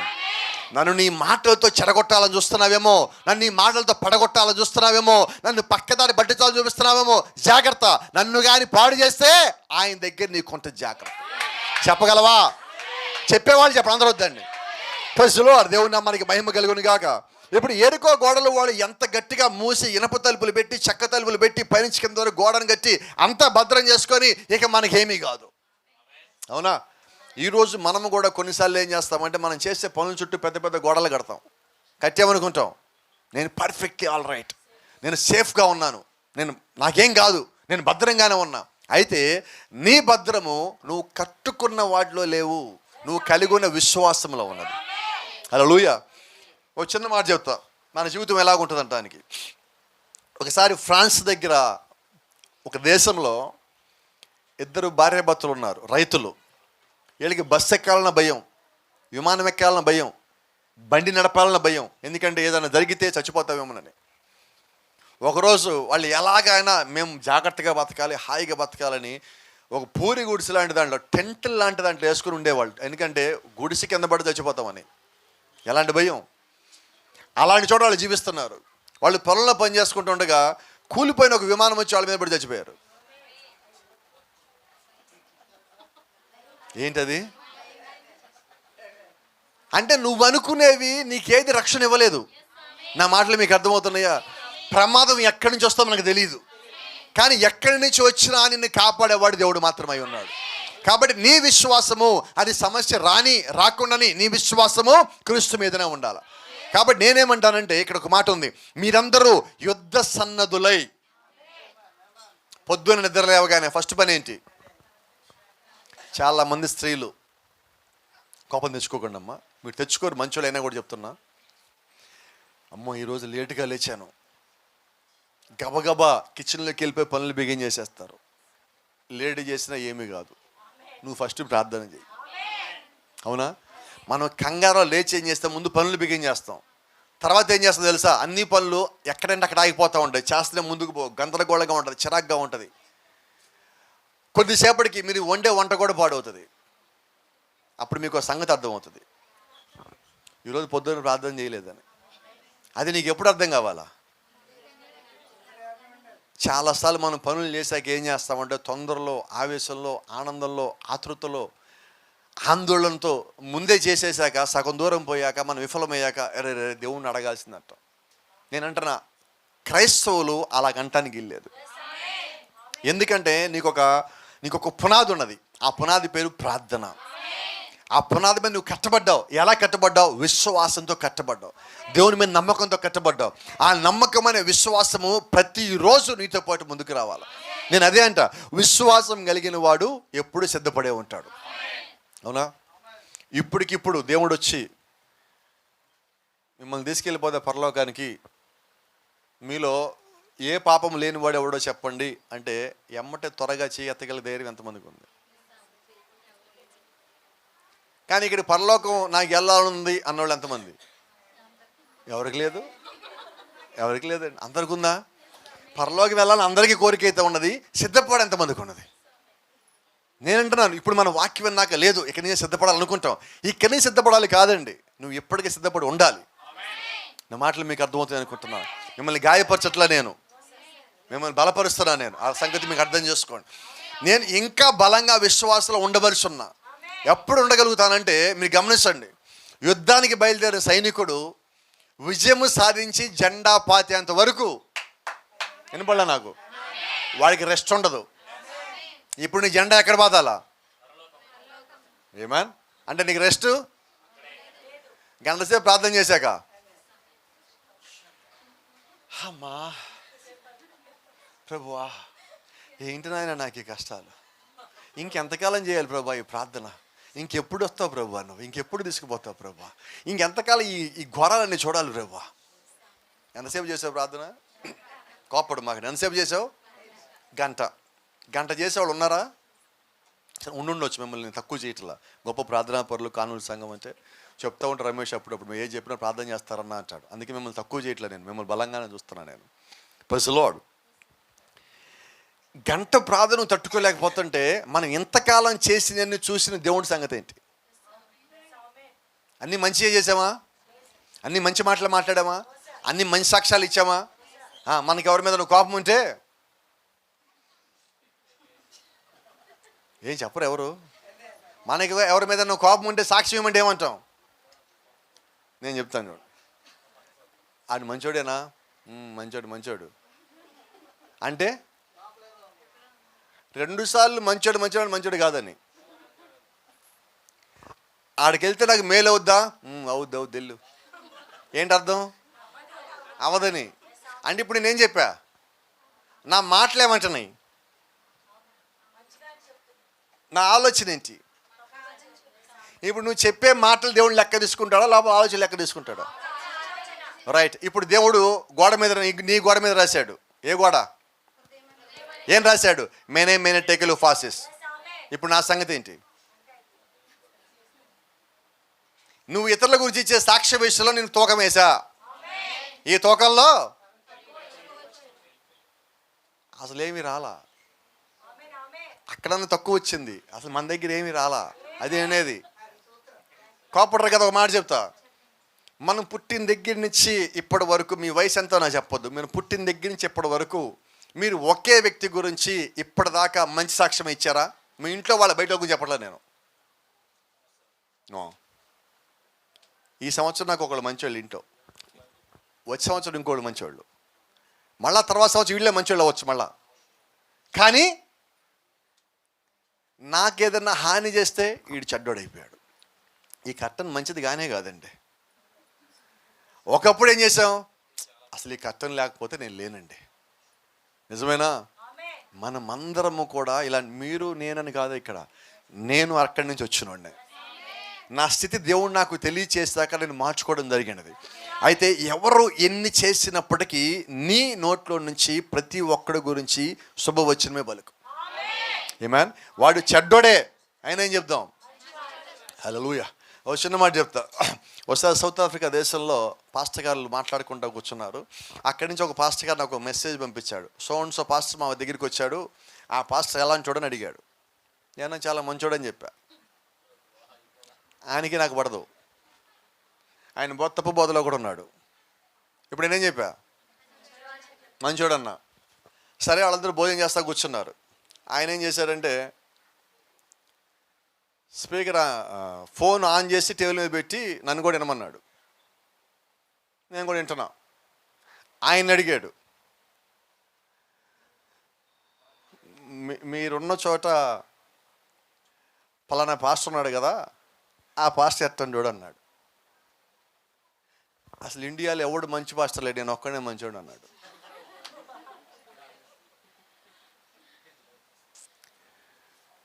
ఈ పాస్టర్ గారు నాకు ఫోన్ తీసుకున్నాడు, బయటకు వచ్చి ఫోన్ చేశాడు.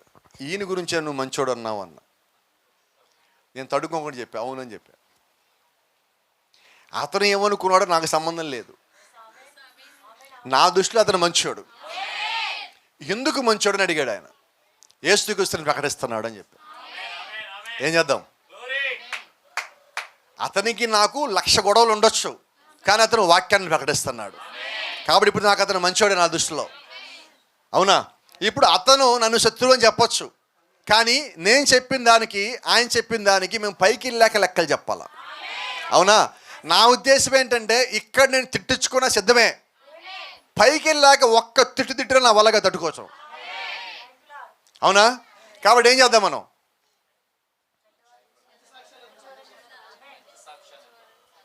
అట్లా రాకూడదు సమాధానం. ఇక్కడ నేను తెచ్చుకోవాలని రెడీనా పాస్టర్ గారు అని చెప్పాలా.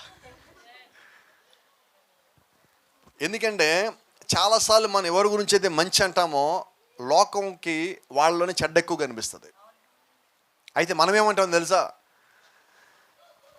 నా స్థానంలోంచి చూడు అంటాం, నా కళ్ళతో చూడు అంటాం. వాళ్ళు చేసే తప్పులే, అయితే నీ లోపల క్షమించేది ఉన్నప్పుడు దేవుడు నేను దీవించేవాడిగా ఉంటాడు. క్రీస్తు యొక్క గుణలక్ష్యం నీవు కలిగి ఉండాలా. బైబిల్లో ఒక మాట ఉన్నది, నేను వర్తమాన చూద్దాంలో ఒక మాట ఉన్నది, ఆశ్చర్యమైన మాట. అది నేను పదే ఎంటాడుతుంది. నీ గురించి మంచిగా చెప్పిన వాళ్ళ గురించి నువ్వు మంచి సాక్షి ఇవ్వడం వల్ల ఏం ప్రయోజనం? నీ శత్రువుని గురించి మంచి సాక్ష్యం ఇవ్వాలా. నాకు తెలిసి బైబిల్లో ఒక ఆయన ఉన్నాడు, అందుకే ప్రభు అయిన యేసుక్రీస్తు. భూమి మీద దెయ్యం ఎప్పుడన్నా ఒకళ్ళ గురించి మంచి సాక్ష్యం ఇస్తుందా? కానీ ఆశ్చర్యం చెప్పనా, యేసుక్రీస్తుకు మంచి సాక్ష్యం ఇచ్చింది దెయ్యాలు. శాస్త్రులు పరిచయులు ఆయన చూసి ఈయన బయలుచిపోయి దెయ్యాలు రాకుమాడు అంటున్నాయి. దెయ్యాలు వచ్చి అంటున్నాయి, నువ్వు ప్రభు అయిన యేసుక్రీస్తు కదా అంటున్నాయి, నువ్వు దేవుడు కుమారుడు కదా అంటున్నాయి. అర్థమైనదా? ఇస్కరియోతు యూదా అని ఒక అతను ఉన్నాడు, తెలుసా? మంచోడా చెడ్డోడా? చెప్పండి. మంచోడే, కానీ అపవాది పట్టుకుంది. అవునా? ఎందుకంటే వర్తమానం అంటుంది ఈరోజు భూమి మీద చెడ్డ విశ్వాసం ఎవరు లేరు, అందరూ మంచోళ్లే. అయితే బలహీనతలు బట్టి వాళ్ళు అపవాదికి లోబడ్డారు.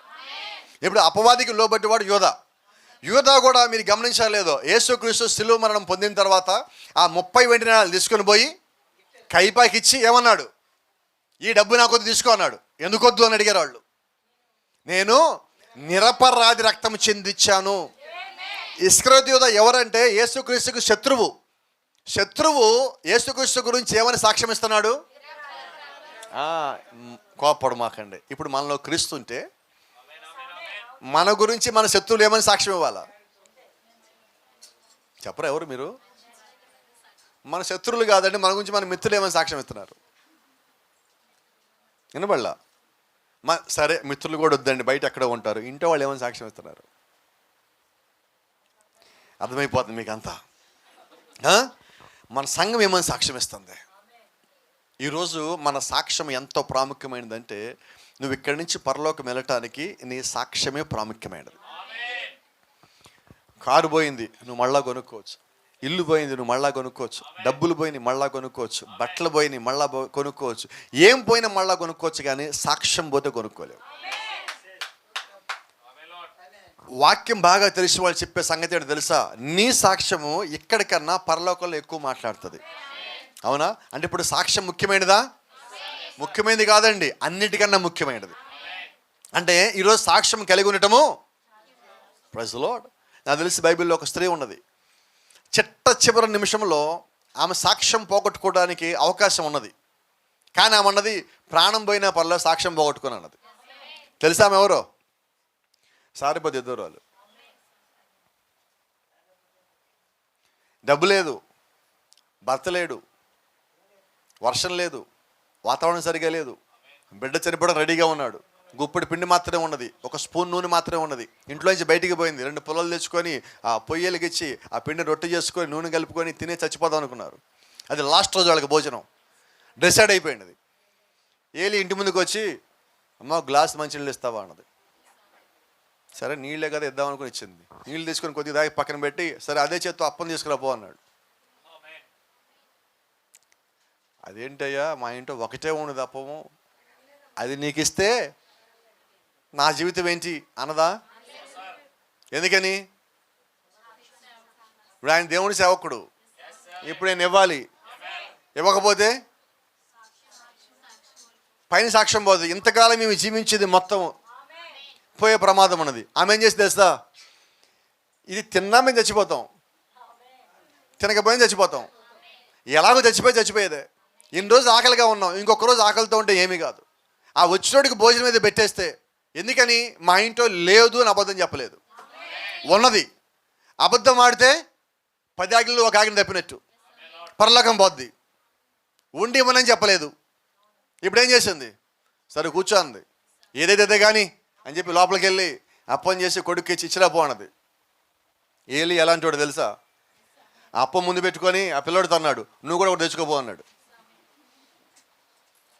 ఆమంటుంది, ఈయన చూడు ఏం చేశాడు, ఈయన పాస్టర్ గారు అట్ట. మళ్ళా చిన్నపిల్లోడు చిన్న మొక్కేసి సరిపోను కదా, ఇంట్లో మొత్తం ఆయన చేసి పెడితే ఆయన ఏమంటున్నాడు, ఇప్పుడు ఇంకోటి తెచ్చుకోపో అంటున్నాడు.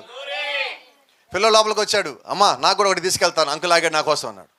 ఈ మన్నది ఏం చేస్తావు? సరే పిల్లోడు కాసేపు అన్న పిండి కొండలో చేయబెట్టి తిప్పుతా ఉంటే ఆగుతాడేమో, కొండలో చేయబెట్టిందామా, ఏడుస్తానే కళ్ళు దూచేసుకుంటుంది గబగబా, ఏడుపు ఆగిపోయింది. ఏం జరిగింది తెలుసా? కొండలో ఇందాక గుప్పిడ తగిలింది, ఇప్పుడు కొండ నిండా తగులుతుంది. ఆమె పిండి తీసుకుని లోపల పెట్టింది, పిండి ఉంది సరే, నూనె సంగతి ఉంది. నూనె చూడగానే ఆ కొండ నిండా నూనె ఉన్నది. 3.5 సంవత్సరాలు ప్రతిరోజు 3 పూట్ల ముగ్గురు తిన్నారు. ఎలాగో చెప్పమంటారా? ఒక్కసారి వాక్యానికి నిలబడ్డ కారణం చేత, ఒక్కసారి నేను అబద్ధం చెప్పకూడదన్న కారణం చేత, ఆమె సాక్ష్యము కాపాడుకున్న కారణం చేత నిశ్చయంగా నేను చెప్పగలం, పరలోక రాజ్యం వెళ్ళి ఉంటుంది.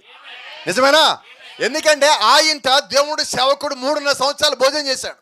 ఇంకో సంగతి, కెరీతు వాగు దగ్గర ఉండగా ఏలియాతో దేవుడు ఒక మాట చెప్పాడు, ఇదిగో ఏలియా, నీకు భోజనం సిద్ధపరచమని సారిపత్తులో ఉన్న ఒక విధవరాలికి ఆజ్ఞాపించితిని. ఆమెకి చెప్పాక దేవుడు ఏలియా దగ్గరికి వచ్చాడు. ఇప్పుడు ఏలియా అక్కడికి వెళ్ళాక ఆమె ఏలియాకి భోజనము పెట్టాల్సిందే. ఒక్కదానికి ఆమె సాక్ష్యము కాపాడుకున్న ఒక్క కారణం చేత 3.5 సంవత్సరాల తర్వాత చనిపోయిన కుమారుడు తిరిగి బతుకున్నాడు. ఏమేన్? కాబట్టి మన సాక్ష్యాన్ని ఏం చేద్దాం? ఎంత క్లీన్గా ఉండాలా? కొత్తగా కొన్న వైట్ షర్ట్ లాగా ఉండాలా? ఎలా ఉండే? కొత్తగా ఉన్న వైట్ షర్ట్ కొన్నప్పుడు మరకుంటే ఏం చేస్తారు మీరు? వాడు 10 రూపాయలు తక్కువ ఇస్తానన్నాడు, ఏమంటారు? నేను 10 రూపాయలు ఎక్కువ ఇస్తాను, నాకు మరకలేంది అంటారు. మరి మన సాక్ష్యం సంగతి ఏంటి చెప్పండి? దేవుడు ఏం కోరుకుంటాడు? మచ్చ, ముడత, మరక లేని వధువు ఆయనకి కావాలన్నాడు. అంటే ఇప్పుడు మన సాక్ష్యాలు ఎంత క్లీన్గా అంటే క్లీన్గా ఉండాలి. దేవుడు యొక్క ప్రజలు ఎవరు అంటే సాక్ష్యం కలిగిన ప్రజలు. ఈ సాక్ష్యం కలిగిన ప్రజలు వస్తూ ఉన్నప్పుడు వాళ్ళని ఆటంకపరిచే దేన్నైనా దేవుడు శపిస్తాడు. ఇప్పుడు నిజంగా సాక్ష్యం నువ్వు కలిగి నువ్వు బయటికి పోతున్నప్పుడు నిన్ను ఇబ్బంది పెట్టడానికి వచ్చినాడు కూడా నేను దీవించాల్సిందే. అవునా? ఇక్కడ ఇంకో సంగతి చెప్పాలా. ఐగుప్తులోంచి వీళ్ళందరూ బయలుదేరారు. వాళ్ళందరూ బయటికి అలాగ వస్తున్నారు. పైన కొండ మీద తెలియకుండా ఇంకో ప్రోగ్రాం జరుగుతుంది. తెలుసా మీకు? కొండ మీద ఒక ప్రవక్త ఉన్నాడు, అద్దె ప్రవక్త. తెలుసా మీకు అద్దె ప్రవక్త అంటే? డబ్బులకి అమ్ముడుపోయే ప్రవక్త ఒక ఆయన ఉన్నాడు. ఆయన పేరు బిలాము. బిలాము దగ్గర ఒక రాజు వచ్చాడు. ఏ రాజు? డబ్బులు ఆశ చూపించి దేవుడు సేవకులు లొంగబరుచుకునే ఒక రాజు వచ్చాడు. ఆ రాజు పేరు బాలాకు. ఈ బాలాకు బిలాముకి డబ్బులు ఆశ చూపించి, అదిగో కింద వెళ్తున్నా ఆ ప్రజలను శపించు. కింద వెళ్ళే ప్రజలు ఎవరు? ఇజ్రాయెల్ అంటే ఎవరు? ఇప్పుడు ఎవరిని శపించమంటున్నాడు? అసలు ఇజ్రాయెల్ ప్రజలు రమ్మని చెప్పింది ఎవరు? ఇప్పుడు దేవుడి ప్రజలను శపిస్తే శాపం పొందుకునేవాడు ఎవడు? అబ్రహాంకి ఇచ్చిన వాగ్దానం ఏంటి? దీవించేవారిని దీవిస్తా, నిన్ను దూషించేవారిని శపిస్తా. నిన్ను దూషించేవారిని శపిస్తానంటే శపించేవాడిని ఏం చేస్తాడు? చంపుతాడు. అంతేనా? ఇప్పుడు బిలాముని ఏం చేయాలి ఆయన? మీరు గమనిస్తే దేవుడికి బిలాం మీద ఎంత అసహ్యం వచ్చిందో తెలుసా? ఎంత అసహ్యపడ్డాడో తెలుసా? అక్కడ మనుషులతో ఎవరితో మాట్లాడలేకుండా ఒక గాడిదకి స్వరమిచ్చి నువ్వు పోయి బిలాము చెప్పు పో అన్నాడు. బిలాముని ఎవరికి గద్దించారు? అంటే దేవుడి దృష్టిలో బిలాం ఎంత నీచంగా అయిపోయాడు, ఎంత పడిపోయి ఉన్నాడు. బైబిల్ చెప్తా ఉంది, భూమి మీద అన్నిటికన్నా విలువ లేని జంతువు గాడిద. అందుకని కొన్నిసార్లు కోపం వచ్చి వింటే పిల్లలు ఏమంటాం? అది. కానీ గాడిద కూడా దేవుడు సర్విస్తాడు అప్పుడప్పుడు, జాగ్రత్త. పిల్లలు అనకండి ఇక నుంచి. నాకు ఎప్పటికీ అర్థం కాదు, పిల్లలు గాడిదలు అయితే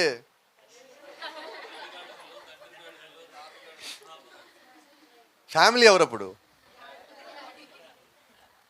అనొచ్చా? మరి నేను ఎప్పుడైతే అంట పిల్లల్ని ఏమంటారో మీరు అదే. ఒకసారి ఓ పాస్టర్ గారు ఇక్కడే దగ్గరలోనే, రేపు వెళ్ళబోతున్నాం దగ్గరికి, అక్కడికి పాస్టర్ గారు కూర్చొని మాట్లాడుకుంటున్నాం. ఆ సంఘం సరిగ్గా ఉండదు పాస్టర్, అది పాస్టర్ ఇది పాస్టర్ గారు అని చెప్తా ఉన్నాడు ఆయన. ఇందులో వాళ్ళ భార్య వచ్చింది, ఒక గిన్నె ఏదో పట్టుకొని వచ్చింది ఇలాగా. పాస్టర్ గారు మా సంఘం దున్నపోతు సంఘం అండి అంది.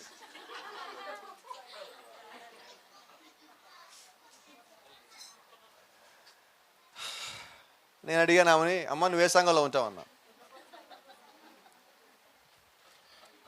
పాస్టర్ గారు ఏ సంఘంలో ఉంటారు? అప్పుడు మీ సంఘం ఏంటి? అది. ఇప్పుడు సంఘాన్ని అంటే అంతే కదా. నువ్వు సేవకుడు అయితే గా, నువ్వు సేవకురాలు అయితే గా, నాకు సంబంధం లే. ఇది క్రీస్తు యొక్క శరీరము. నువ్వు క్రీస్తు శరీరాన్ని దున్నపోతాడంటే నువ్వెవరు? అర్థమైందా? ఇప్పుడు దేవుడు ఏం చేస్తారంటే, దేవుడు ప్రజల్ని ఎవరైనా శపించాలనుకుంటే దేవుడు వాళ్ళని శపిస్తాడు. ఇప్పుడు ఆమె ఏం చేసింది? దేవుడు యొక్క సంఘాన్ని, దేవుడు యొక్క ప్రజల్ని, అబ్రహాం యొక్క సంతానం దూషించింది. దానికి తగిన ప్రతిఫలం అనుభవించాను. ఎందుకని ఈ మాట చెప్తానంటే, క్రీస్తులో ఉన్న వారిని మనం ఏం చేయొద్దు. ఒక సంగతి మీకు జ్ఞాపకం చేస్తా. ఒకసారి అపోస్తలుల మొత్తాన్ని చంపేద్దామని కొంతమంది బయలుదేరారు. వీళ్ళు దేవుడు ప్రజలంట, ఎవరో మనిషిని తెచ్చి దేవుడు అంటున్నారు, వీళ్ళని చంపేద్దామని మొత్తం బయలుదేరారు. గమలీయేలు చూశాడు, రండి ఒక చిన్న మీటింగ్ పెట్టుకుందాం అన్నాడు. అందరిని కూర్చోబెట్టాడు. ఏం చేద్దాం అనుకుంటున్నారు అన్నాడు. వాళ్ళు ఎవరో యేసు అంట, క్రీస్తు అంట, లేచారంట, మెస్సయ్య అంట, దేవుడు అంటున్నారు, ప్రకటిస్తున్నారు, వాళ్ళని చంపేద్దాం అనుకుంటున్నాం అన్నారు. సరే ఎవరు వాళ్ళు అన్నారు. వాళ్ళని అపోస్తలని చెప్పుకుంటున్నారు అన్నారు.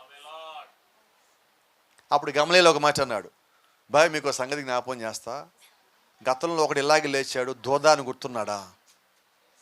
గుర్తున్నాడు. దూదా ఏమయ్యాడు అన్నాడు. చచ్చిపోయాడు అన్నాడు. ఎందుకని చచ్చిపోయాడు అన్నాడు.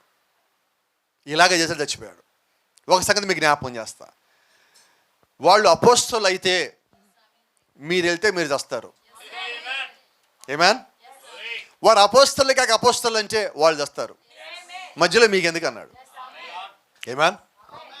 ఇప్పుడు ఈ సంగతి మనతో ఏం మాట్లాడుతుంది ఏదన్నా? ఈ సంగతి మనది ఏమైనా మాట్లాడుతుందా? ఇప్పుడు ఒకవేళ ఒకడు దేవుడి ప్రజలు అయితే మనం ఏం చేద్దాం? వాడు దేవుడి ప్రజలే పరలోకం వస్తాడు, రారా కిందకి పోతారు. అయితే ఇప్పుడు మనం ఏమంటాం తెలుసా? మనం కోపం వచ్చినప్పుడు, మనల్ని తిట్టినప్పుడు నువ్వు నరకానికి పోతావు. ఎవరన్నారు ఈ మాట? వాళ్ళు నరకానికి పోతారు, నీకెలా తెలుసు? అవునా? నా కోపంలో నేనేమంటున్నాను? నన్ను నేను హెచ్చించుకొని, నన్ను నేను వధువుని చేసేసుకొని, నాలో క్రీస్తుని చూసేసుకొని, నాలో మొత్తం నేను పరిపూర్ణం అయిపోయినట్టు, నాలో ఇంకేమీ లోపం అనేది లేనట్టు ఎదుటి ఏం చేసాం? నువ్వు నరకానికి గ్యారంటీకి వెళ్తావు చూడు, ఆ రోజు తెలుస్తుంది నీకు, నేను ఇప్పుడు తెలియదు నీకు అంటున్నాం. మనం ఎప్పుడు జ్ఞాపకం పెట్టుకోండి, మనం ఎక్కడికి పోతామో మన జీవితం ముగింపు దాకా తెలియదు. కాబట్టి ఎవరు కూడా త్వరపడి అనొద్దు. దేవుడు చెప్పిన మాట అదే, మనం కూడా అదే చేయాలి. మనం ఏ ఒక్క వ్యక్తిని తొందరపడనొద్దు. వాళ్ళు అన్నప్పుడు మనం ఎంత బాధపడతామో మనం అన్నప్పుడు వాళ్ళు అంతే బాధపడతారు. అవునా? సరే చిన్న మాట చెప్తా. ఇక్కడి నుంచి తణుకు ఎంత దూరం? తణుకు నుంచి ఇక్కడికి ఎంత దూరం? అర్థమైంది అనుకుంటాను. అవునా? మన నోటి నుంచి వాళ్ళ చెవికి ఎంత దూరమో వాళ్ళ నోటి నుంచి మన చెవికి ఎంత దూరం. లెక్క ఒకటేనా? కొలత ఒకటేనా? మేనే టేకిల్ ఫాసిస్.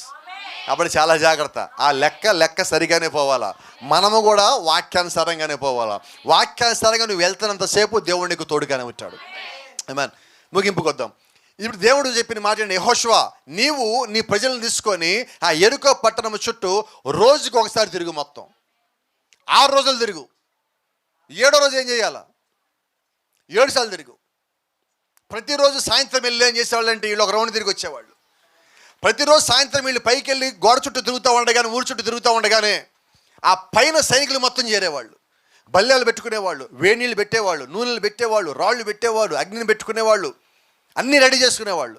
వీళ్ళు ఏమైనా శాస్త్రాల మీద ఇసిరేద్దామని. వీళ్ళు ఏమీ చేయట్లా. దేవుడు ఏం చెప్పాడు? మాట్లాడకుండా తిరగండి అన్న. అవునా? 6 రోజులు తిరిగారు. వీళ్ళు రోజు రావటము, వాళ్ళు తిరిగి వెళ్ళిపోవటము. వీళ్ళు పైన మొత్తం రెడీ అవటం. ఈ రోజులు వచ్చేస్తా, చంపేద్దాం, యుద్ధం రెడీ అయిపోతున్నారు వాళ్ళు. వీళ్ళు ఎలాగెళ్తున్నారు? యుద్ధం చేయడానికి పోవట్లే. వీళ్ళకి తెలియదు ఎందుకు తిరుగుతున్నారో, పైన వాళ్ళకి తెలియదు వీళ్ళు ఎందుకు తిరుగుతున్నారు. యెహోషువ చెప్పాడు మేము తిరుగుతున్నాం. అయితే యెహోషువకు సంగతి తెలుసు, 7వ రోజు కూల్చేస్తా అన్నాడు. ఇప్పుడు యెహోషువ ఏం ఆలోచిస్తున్నాడంటే 7 రోజుల దాకా ఆగాల. 7వ రోజు వచ్చింది. ఉదయం పూట వీళ్ళు బయలుదేరారు. రోజు సాయంత్రం బయలుదేరేవాళ్ళు, ఈరోజు ఉదయం బయలుదేరారు. సరే ఒక రౌండ్ వేసి ఆగిపోతారు. అందరి పైన వాళ్ళు బల్లాలతో రెడీగా ఉన్నారు.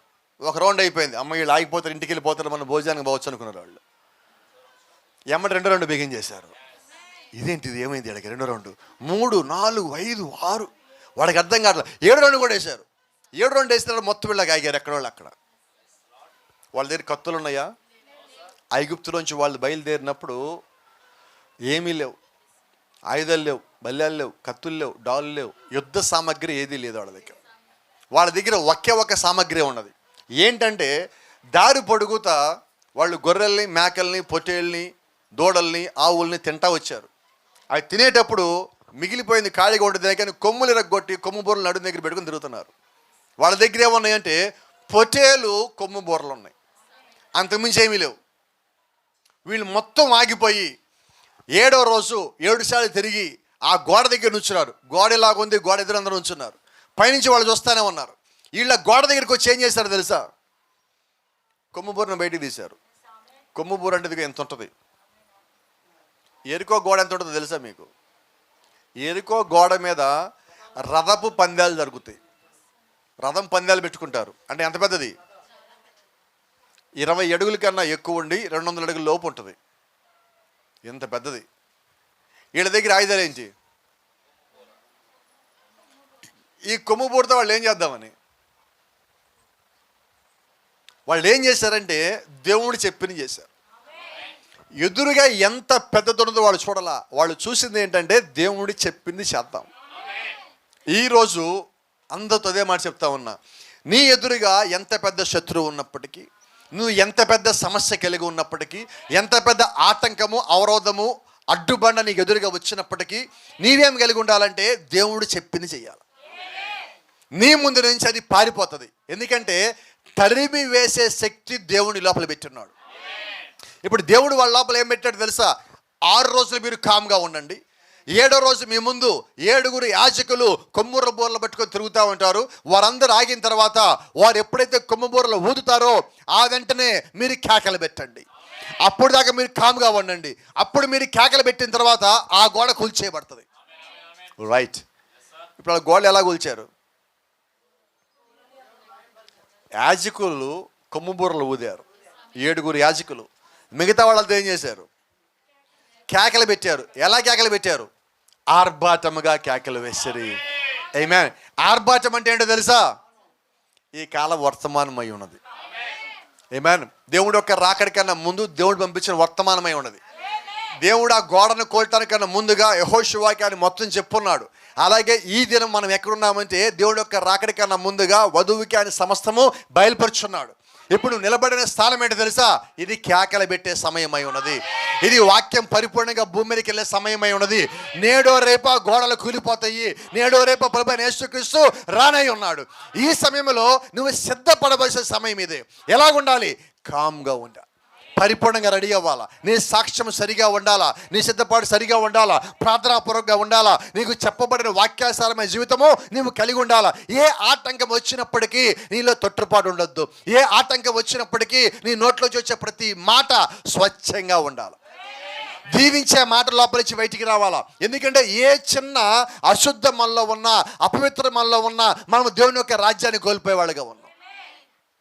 ఒకసారి దేవుని యొక్క రాజ్యం మిస్ అయితే మిస్ కాకుండా ఒకటి వస్తుంది, పాతాళం. ఇది మిస్ అయితే దాని లోపలికే, వేరే ఆప్షన్ ఏమీ లేదు. ఈ రైలు పోతే ఆ రైలు అంటామేమో, ఈ పరలోకం ఈ రాజ్యం మిస్ అయితే ఇంకో రాజ్యం అంటే అది పాతాళమే, వేరే ఇంకేదే లేదు. కాబట్టి పాతాళం పోవటానికి మనం ఇక్కడ రాలా, పరలోకం వెళ్ళటానికి మాత్రం ఇక్కడికి వచ్చున్నాం. అప్పుడు చాలా జాగ్రత్త. ఒక్కసారి వాళ్ళు పెట్టిన కేకలకి ఎరుకో గోడలు మొత్తం కూలిపోయింది. బైబిల్ చెప్తా ఉన్నది ఆ గోడ ఎలా కూలిపోయిందో తెలుసా?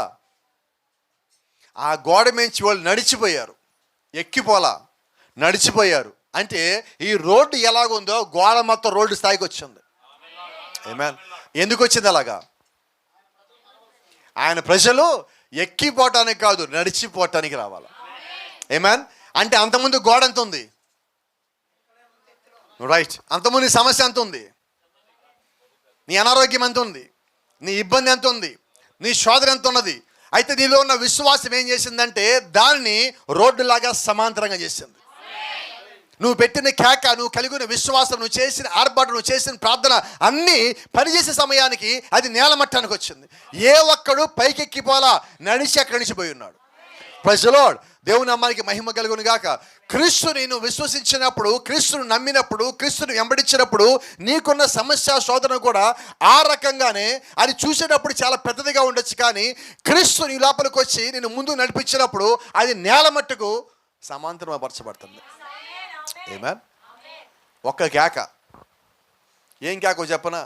పేతురు మునిగిపోతేమని కేక పెట్టాడు. నీకు బాధ వచ్చినప్పుడు ఏం కేక పెట్టాలా? కానీ మనకి బాధ వచ్చినప్పుడు దేవుడి వైపు కేక పెట్టటల్లా, ఆ బాధ ఎవడు తెప్పించాడో వాడి మీద కేక పెడుతున్నాం. ఎస్సా నువ్వునా? గట్టిగా చెప్పడం ఎవరు? ఇప్పుడు నువ్వు వాస్తవంగా నువ్వు వాడిని గుర్తు చేసుకోవాలా, దేవుడిని పిలవాలా?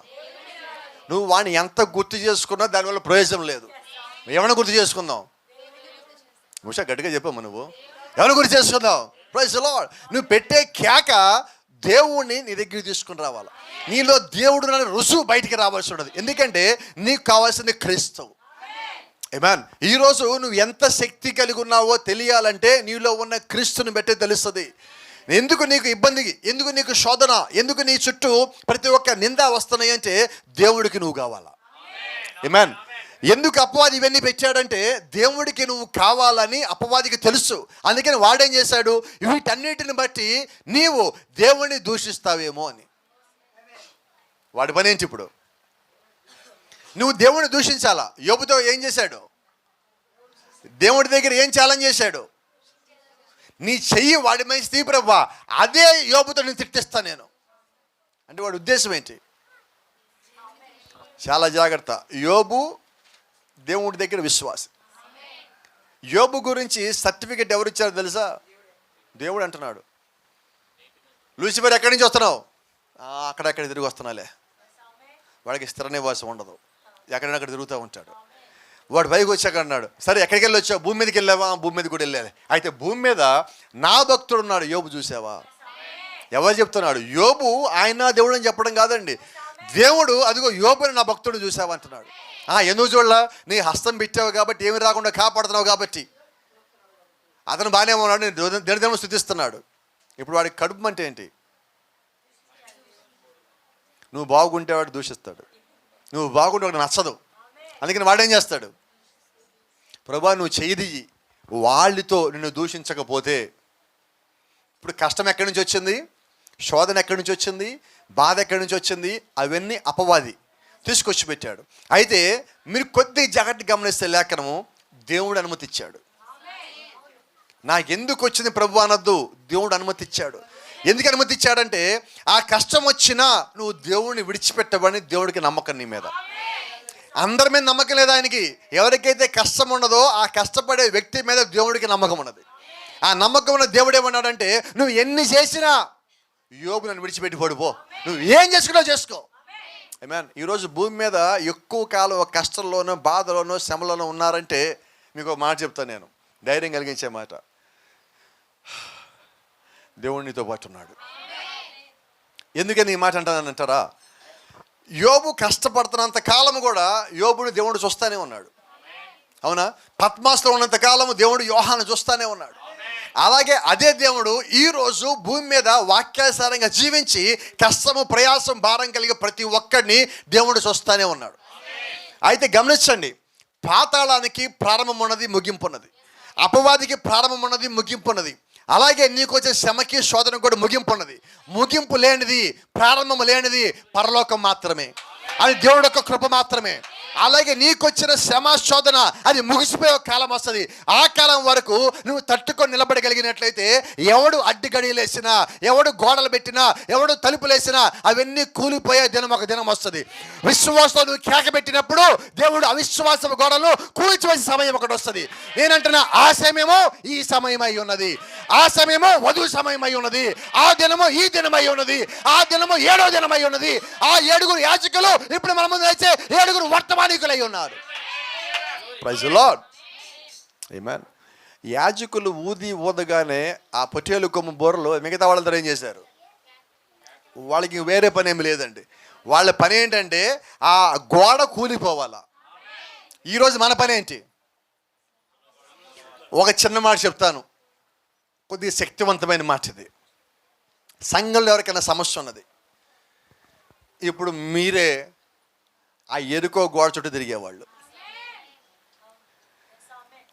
మీ కాపరి మీ యాజకుడు, అతను ప్రార్థన కొరకు కొమ్ముబూర ఊదగానే మనమందరం ప్రార్థనలో ఏకీభవిద్దాం. ఎప్పటిదాకా, ఆ సమస్య గోడలు కూలిపోయేదాకా. విడవద్దు, వదలద్దు, భయపడద్దు, అడుగు వెనక్కేయద్దు. ఎందుకంటే దేవుని యొక్క సైన్యము అడుగు ముందుకే కానీ వెనక్కబడదు. దేవుని యొక్క సైన్యము వెన్ను చూపించేది కాదు. చూడండి, వాళ్ళు ఒక మాట చెప్పారు, ఎరుకోలో రాకుండా మేము చుట్టూ తిరిగిపో అన్నాడు. మేము ఎరుకోల నుంచే పోతాం. Praise the Lord. నీకేది అడ్డు రాకూడదు, నువ్వు పోయేదాలో నువ్వు పోవాలా. ఆమె చెప్పగలరా? ఎందుకంటే నిన్ను నడిపించే దేవుడు. దేవుడు నీకు రూట్ మ్యాప్ ఇచ్చాక నువ్వు ఆ రూట్ మ్యాప్లో నడవాలా. నా ఇష్టానుసారంగా నడుస్తాడే నడవదు, నువ్వు వాక్యానుసారంగా నడవాలా. వాక్యానుసారంగా నడుస్తూ ఉన్నప్పుడే దేవుడు నీకు తోడుగా ఉంటాడు, దేవుడిని బలపరిచేవాడిగా ఉంటాడు. నువ్వు ఆయన చెప్పిన మార్గం నడుస్తూ ఉన్నప్పుడే దేవుడి యొక్క దూతలు నీ చుట్టూ వలయం వలె ఉండి నడిపించేవారిగా ఉంటారు. కాబట్టి ఎవరిని నమ్ముదాం మనం? చాలా జాగ్రత్త. ఎరుకో గోడ చుట్టూ తిరుగుతా వాళ్ళందరూ ఒక్కరోజు కూడా ఎరుకో గోడ నమ్మలా. Praise lord. ఎవరు నమ్మారు? రెండో సంగతి, వాళ్ళు యెహోషువను కూడా నమ్మలా. మూడో సంగతి, ఆ ముందు కొమ్ము బూరలు పట్టుకొని నడుస్తున్న 7 యాజకులు కూడా నమ్మలా. ఎవరు నమ్మారు? వినపడలేదండి. దేవుని స్వరము యెహోషువతో చెప్పింది అన్న మాటను వాళ్ళు నమ్మారు. ఆ స్వరాన్ని వారు నమ్మారు. వారు కొమ్ము బూరలు మాత్రమే కాదు కలిగి ఉన్నది, వారి దగ్గర యుద్ధ సామాగ్రి లేదు, కానీ దేవుని యొక్క స్వరం వారితో పాటు ఉన్నది. ఈ రోజు నీ దగ్గర కత్తులు లేవు, బల్లెలు లేవు, ఈటులు లేవు, తుపాకులు లేవు, మిస్సైల్ లేవు, ఏమీ లేవు, కానీ అదే దేవుని స్వరం నువ్వు కలిగి ఉన్నావు, అదే వాక్యం నువ్వు కలిగి ఉన్నావు. పలకబడిన మాట ఈరోజు మూల విత్తనముగా నువ్వు పట్టుకొని తిరుగుతున్నావు. కాబట్టి ఎటువంటి అపవాది వచ్చినా వాడు జయించే శక్తిని దేవుని లోపల పెట్టున్నాడు. ధైర్యమేనా? శక్తి కలిగి ఉన్నామా? కూల్చేద్దామా? అవిశ్వాసపు గోడలు, ఎరుకో గోడలు, అబద్ధపు గోడలు, మోసపు గోడలు, అపనిందపు గోడలు, ప్రతి గోడని కూల్చే శక్తిని దేవుని లోపల పెట్టున్నాడు. కూల్చేద్దామా? వినబడలేదు నాకు. ఎంతమంది సిద్ధంగా కూల్చేయటానికి? నేను రెడీయే. నేను నా బోర్ వదిలేసా. ఇక ఆర్భాటం మీది, కేకల మీది, విజయం మీది. అయిపోయాక నడిచిపోవాల్సింది మీరు. ఇక్కడ కాదు, పరలోకం ఎక్కిపోవాలా. Praise the lord. ఒక మాట చెప్పొచ్చా? ధైర్యంగా చెప్పొచ్చా? God bless you. దేవుడు మిమ్మల్ని దీవించును గాక.